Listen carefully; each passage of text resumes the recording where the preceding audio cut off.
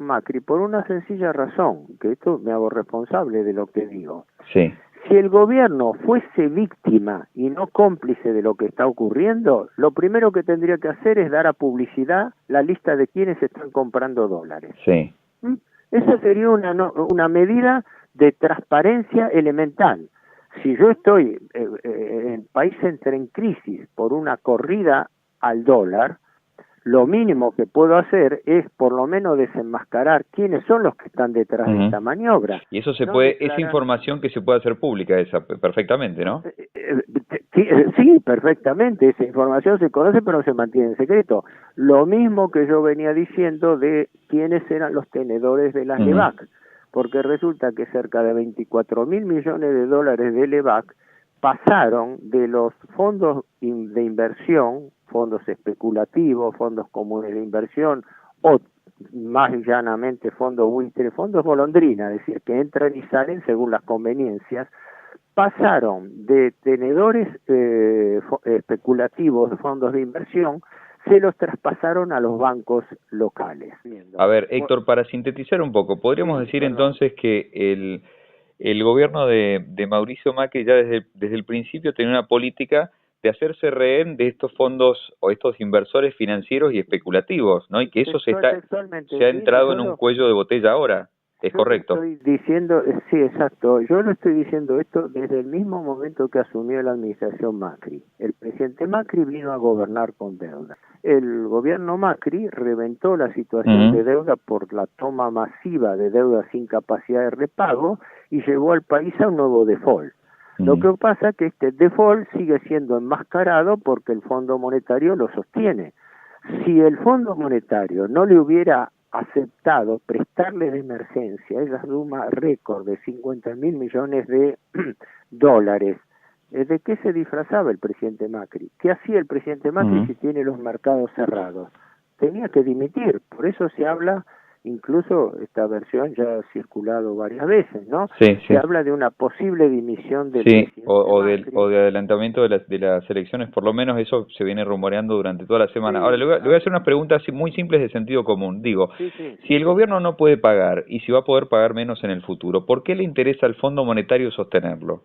Bueno, el Fondo Monetario cumple un rol a nivel internacional. El Fondo Monetario en realidad no ayuda a los países, ayuda a los acreedores de los países. Es decir, no le presta a la Argentina por su linda cara ni porque la Argentina sea solvente o no. Le presta a la Argentina para que con ese dinero la Argentina no deje clavado el pago a los acreedores. O sea, que podríamos decir que esos 3.500 millones de dólares que usted me comentaba que se llevó Morgan Stanley a principios de año, podrían ser perfectamente los mismos 3.500 millones de dólares que nos presta el fondo. Sí, exacto. Es decir, la reposición de esas divisas que la Argentina le pagó privilegiadamente, privilegiadamente dentro del esquema existente, le pagó efectivamente, son para reponer las reservas que se llevaron los tenedores especulativos.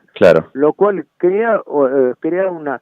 Porque en realidad, ¿qué ha ocurrido en la Argentina? El gobierno Macri no puede controlar la situación y las cuentas fiscales argentinas han sido intervenidas por el Fondo Monetario Internacional.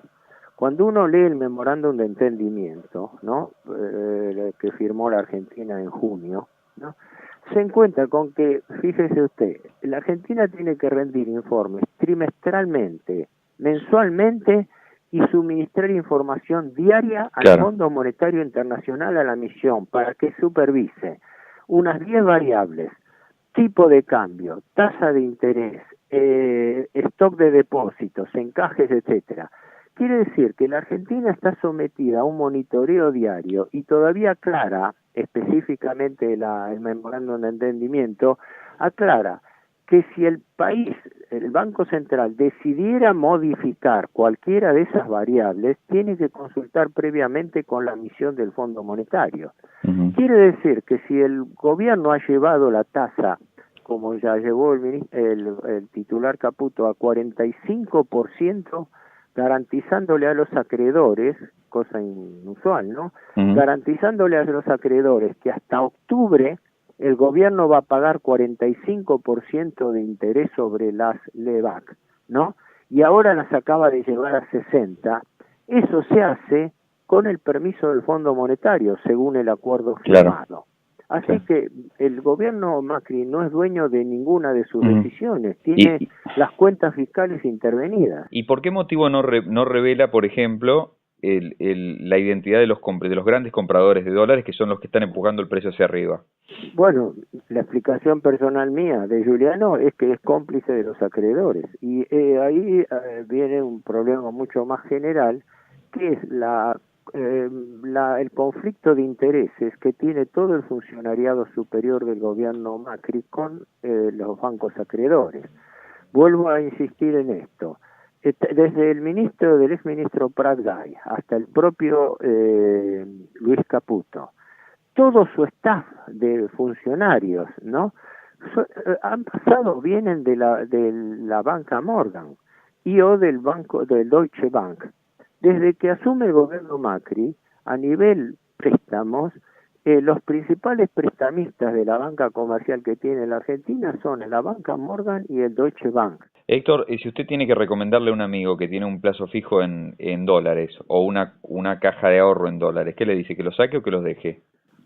Bueno, no, ahí me declaro incompetente. Primero, no hago yo ese tipo de operaciones, yo soy un analista externo, pero ¿qué ocurre? Hasta ahora, permanecer en pesos, tipo plazo fijo, que es la variante más simple, capitalizando intereses, salvaba las diferencias.